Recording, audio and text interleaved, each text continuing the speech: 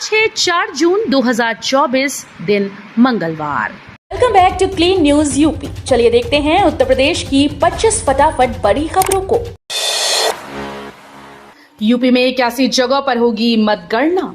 लोकसभा चुनाव 2024 के परिणाम को लेकर होने वाली मतगणना की तैयारियों पर यूपी के डीजीपी प्रशांत कुमार ने कहा कि मतगणना की सारी तैयारियां पूर्ण कर ली गई हैं। जिस तरह से मतदान शांतिपूर्वक संपन्न हुआ, वैसे ही मतगणना भी शांतिपूर्वक होगी। प्रदेश में 81 जगहों पर मतगणना की जाएगी। कई जिलों में 1 से अधिक मतगणना केंद्र बनाए गए हैं। देश नकारात्मक ताकतों से आजाद होने जा रहा है।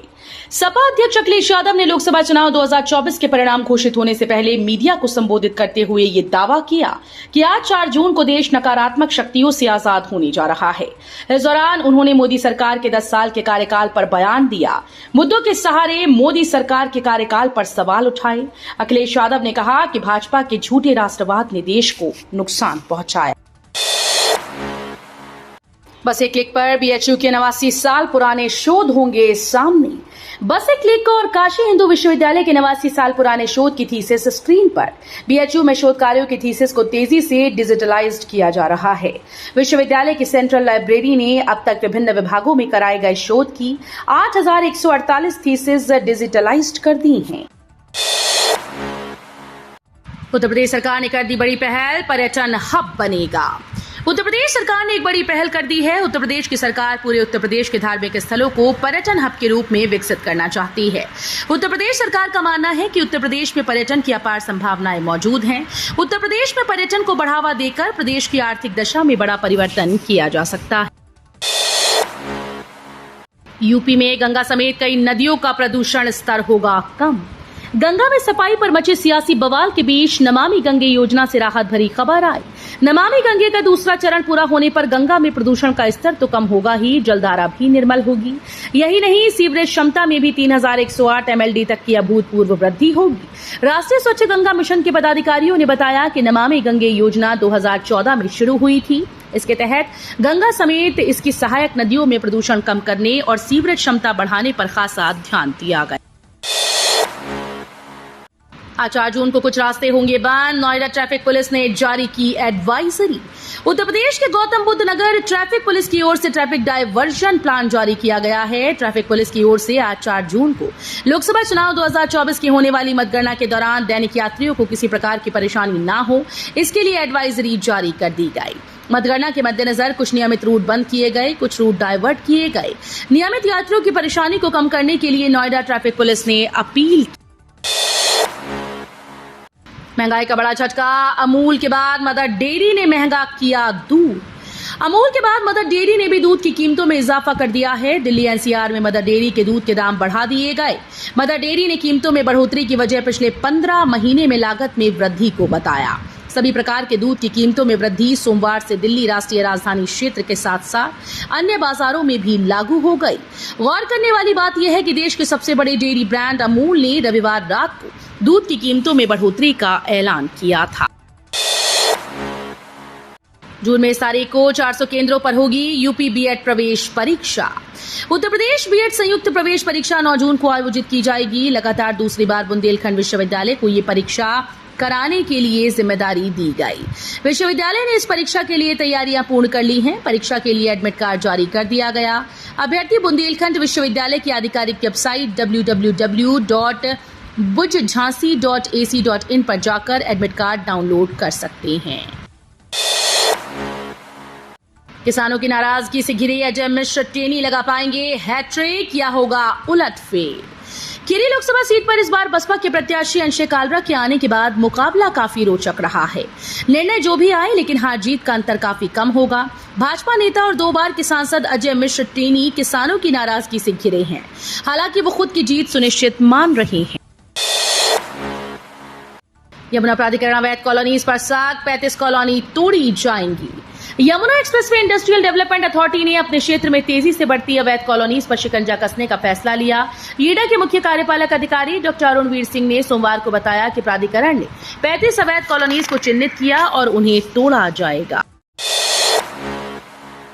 यमुना अथॉरिटी लेकर आएगी गजब housing scheme. Yamuna expressway industrial development authority June 2024 महीने में कई नई आवासीय परियोजनाएं लेकर आ रही है, जिसमें खरीदारों को अभूतपूर्व स्वतंत्रता और विकल्प मिलेंगे।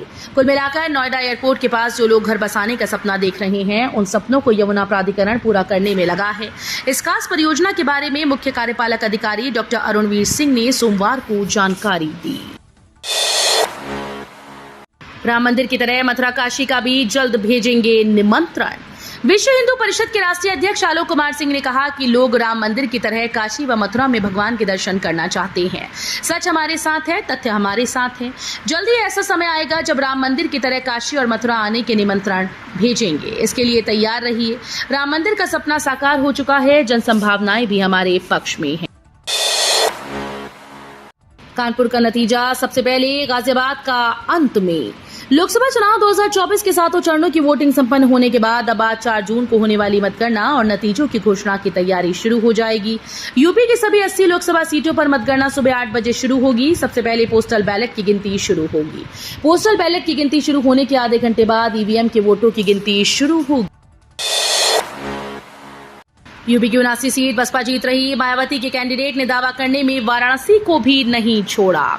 लोकसभा चुनाव 2024 के संपन्न होते ही सामने आए विभिन्न एग्जिट पोल में यूपी में बसपा की हालत काफी पतली दिखाई गई। कुछ एग्जिट पोल में बसपा को प्रदेश की 80 में से एक भी सीट जीतते नहीं दिखाया गया। इस बीच बहराइच से बसपा के उम्मीदवार डॉक्टर ब्रजेश कुमार सोनकर ने इतना बड़ा दावा कर दिया कि उनके समर्थकों को भी विश्वास नहीं हो रहा। डॉक्टर सोनकर का कहना है कि बसपा यूपी की 80 में से 79 सीटें जीत रही है। रोजगार देने वाले चयन बोर्ड के इतने कर्मचारी बेरोजगार, दिखाया बाहर का रास्ता। उत्तर प्रदेश के 4000 से अधिक सहायता प्राप्त माध्यमिक विद्यालयों में प्रधानाचार्य और शिक्षकों की नियुक्ति करने वाले उत्तर प्रदेश माध्यमिक शिक्षा सेवा चयन बोर्ड के 36 आउटसोर्स कर्मचारी बेरोजगार हो गए। निजी एजेंसी का 2 साल का अनुबंध 2 दिन पहले 31 मई को समाप्त होने के कारण कंप्यूटर ऑपरेटर, चपरासी और सफाई कर्मी के रूप में कार्यरत 36 आउटसोर्स स्टाफ को बाहर का रास्ता दिखा दिया गया। प्रदेश के 1068 एडेड जूनियर स्कूल्स के अनुदान पर खतरा। प्रदेश के 1068 सहायता प्राप्त जूनियर हाई स्कूल के अनुदान पर खतरा मंडरा रहा है। यूडाइस पोर्टल की रिपोर्ट के अनुसार इन स्कूल्स में 2023-24 शैक्षणिक सत्र में कक्षा 6 से 8 तक की छात्र संख्या 100 से कम है, जबकि 7 सितंबर 2006 को जारी अनुदान सूची में इन्हें इसी शर्त पर शामिल किया गया था कि 3 साल तक छात्र संख्या 105 से कम नहीं थी। नोएडा में दूर होगा बिजली संकट, हर सोसाइटी के लिए बनाया खास प्लान। ग्रेटर नोएडा वेस्ट की 14 सोसाइटी में बिजली संकट दूर करने के लिए जांच होगी। नोएडा पावर कंपनी लिमिटेड की टीम इन सोसाइटी के आंतरिक बिजली ढांचे को परखेगी। इनमें विशेषज्ञों की मदद की जाएगी। जांच कराने के लिए सोसाइटीज की सूची तैयार कर ली गई है। मतगणना को लेकर अखिलेश यादव ने बनाया मास्टर प्लान, आखिरी चरण पर सर्वाधिक जोर। समाजवादी पार्टी ने आज मंगलवार को होने वाली मतगणना पर पूरी तरह सतर्कता बरतने की तैयारी कर ली है। एक तरह से मास्टर प्लान बनाया गया। मतगणना स्थलों के भीतर व बाहर अपने लोगों को मुस्तैद रहने को कहा गया। पार्टी ने अपने कार्यकर्ताओं से कहा कि आखिरी वक्त तक मतगणना स्थल पर चल रही मतगणना पर निगाह रखें और अंतिम परिणाम घोषित होने तक वहीं डटे रहें। प्रचंड गर्मी के चलते सूख रहे ब्लड बैंक, थैलेसीमिया, कैंसर के मरीजों और दुर्घटना में घायलों का बढ़ा संकट। भीषण गर्मी के चलते प्रयागराज में सरकारी ब्लड बैंकों में रक्त न्यूनतम स्तर पर पहुंच गया। बिना रक्तदाता के जरूरतमंद लोगों को रक्त उपलब्ध नहीं हो पा रहा। सबसे ज्यादा दिक्कत थैलेसीमिया से पीड़ित बच्चों, कैंसर पीड़ितों और दुर्घटना में घायल व्यक्तियों को हो रही है।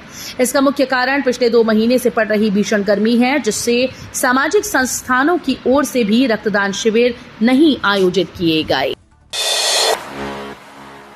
यूपी में बड़े नेता ही नहीं, नेताओं के बेटे भी हार रहे। यूपी में एक ऐसा भी एग्जिट पोल आया है जिसमें यहां की सभी सीटों का ब्यौरा दिया गया। बताया गया कि किस सीट पर कौन सी पार्टी जीत या हार रही है। इस सर्वे में भले ही भाजपा नेतृत्व वाले एनडीए को 62 और सपा कांग्रेस वाले इंडिया गठबंधन को केवल 18 सीटें दी गईं। इसके बाद भी एनडीए के कई दिग्गज और उनके टिकट पर उतरे नेताओं के बेटे हार रहे हैं। यही नहीं, सपा के कद्दावर नेताओं राम गोपाल यादव और शिवपाल यादव के बेटे के भी हारने की संभावना जताई गई। यूपी में अगले 3 दिन आंधी और बारिश के आसार। यूपी में अगले 3 दिन कहीं लू तो कहीं आंधी बारिश की संभावना जताई गई। इन 3 दिनों मौसम के लिए ऑरेंज अलर्ट जारी किया गया। इस दरमियान पश्चिमी व पूर्वी अंचल में कुछ स्थानों पर लू चलने और कुछ स्थानों पर आंधी बारिश की संभावना है। तेज धूल भरी आंधी में 30 से 40 किलोमीटर प्रति घंटे की रफ्तार से हवा चल सकती है। नीट यूजी रिजल्ट की आधिकारिक डेट घोषित। नेशनल टेस्टिंग एजेंसी ने स्नातक स्तरीय राष्ट्रीय पात्रता से प्रवेश परीक्षा यानी नीट यूजी 2024 का रिजल्ट जारी करने जा रहा है।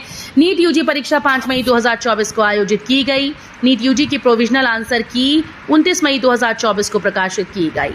अब अगली बारी रिजल्ट जारी करने की है, जो आधिकारिक वेबसाइट exams.nta.ac.in नीट पर घोषित किया जाएगा।